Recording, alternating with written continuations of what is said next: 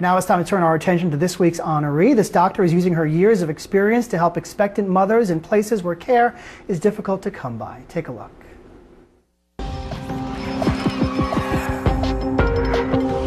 This is New Yorker of the Week. They're basic medical supplies packed to make a world of difference. Dr. Taraneh Shirazian understands just how much. She visited a health clinic in Africa and saw what little access women had to adequate care. I can't even imagine, what they must feel then being there, knowing that there's no one there to help them. There are no resources, there's no basic providers to take care of them. Tara is trying to change that. 5 years ago, she co-founded Saving Mothers. The nonprofit works to decrease deaths during pregnancy and childbirth in Guatemala, Kenya, and the Dominican Republic. So our goal is really to give back to women in ways that are the most sustainable.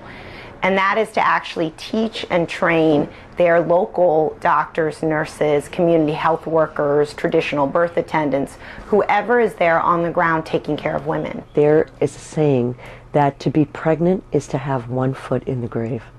And that broke my heart when I heard that. And getting to know Dr. Shirazian and this organization has taught me that it doesn't have to be that way for these women. These volunteers teach caregivers how to identify emergencies and perform safe deliveries. And every month, they provide these communities with simple but life-saving items. It's a shower curtain that we put down underneath the woman. It's gloves, it's sterile instruments, gauze, but it really can save a life because without these instruments, without these supplies, the babies, the mommies can get infected. Saving Mothers has touched the lives of hundreds of women. One of the life lessons that I've learned in being involved in Saving Mothers is how little it truly takes to give back. It doesn't take a lot of money. I think it takes sometimes a lot of love and dedication, but it doesn't take a lot out of you to give back. And so, for giving expecting mothers the tools to protect themselves, Taraneh Shirazian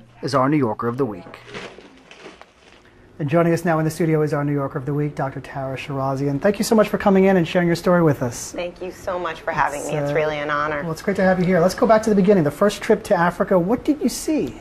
I mean, it was amazing, the disparity between care that women receive in Africa and in other places that we've been. We saw many women laboring in beds together, so they would sleep many women in one bed often. We saw the providers not having good systems in place to really understand which needs are the most acute, who has the biggest emergency, who should they see first. We saw lack of basic supplies. So we actually were in Liberia before the whole Ebola crisis broke out.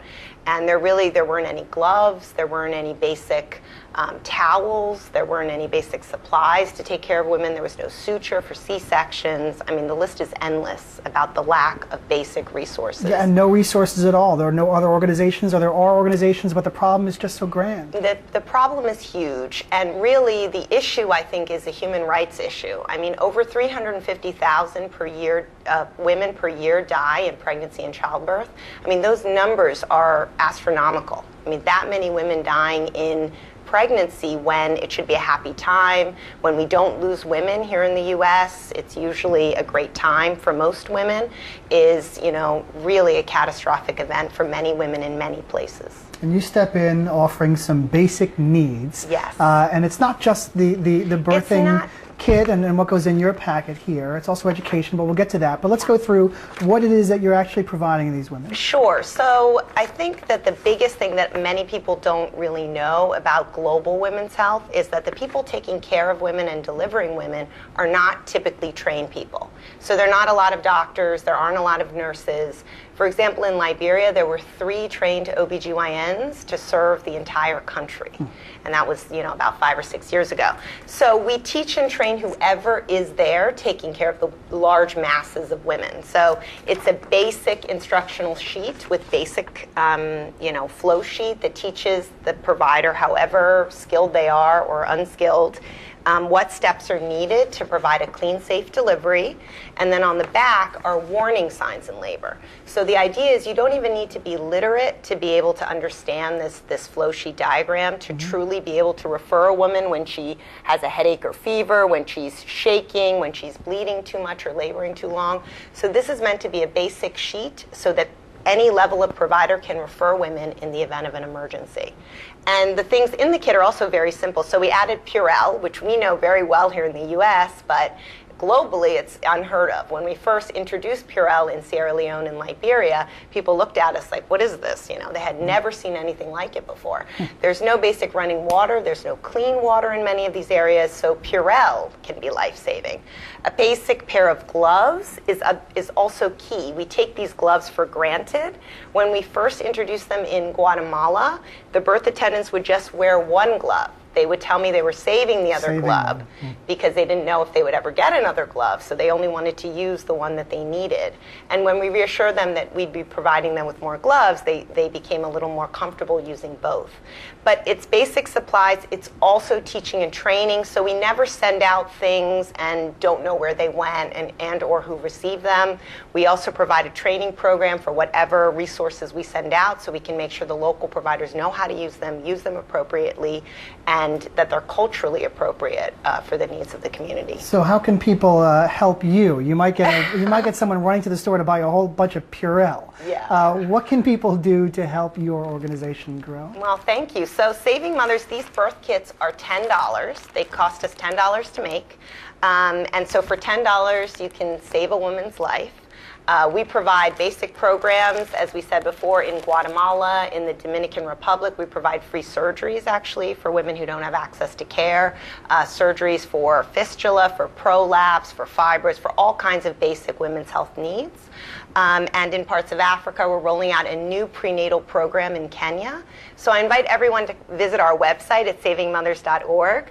Please donate. Please help us give back to women globally. And please help us stop this human rights violation for women globally. We're going to have that website once again for our viewers in just a moment. I want to, in the minute we have left, just ask about your big vision for this organization, Saving Mothers. You're in 3 countries now. Yes. You've also talked about Africa, Sierra Leone, and Guinea. Where do you envision this going? Well, I think there are a lot of great nonprofits out there doing a lot of great work. We want to provide the set of skills and programs that we know best. So I'm an OBGYN. I'm a gynecologist here in New York City at Mount Sinai. So I really provide care for women in pregnancy, delivery, and gynecologic care. So we want other nonprofits to use our expertise in this particular area for their programs globally. Use our birth kits. We're trying to create translatable programs that would make the biggest difference for women globally. So we want other groups to hopefully find our interventions useful and helpful and use it in the areas in which they work. Because the idea is that with these simple, low-cost, high-impact interventions, they should be able to help women everywhere. We don't need to be everywhere, but we'd like other groups to benefit from these programs as well. Get the message out on your behalf. Yes, exactly. Thank you so much, Dr. Taraneh Shirazian, our New Yorker of the Week. Thank you so much. And once again, for more information, you can visit savingmothers.org.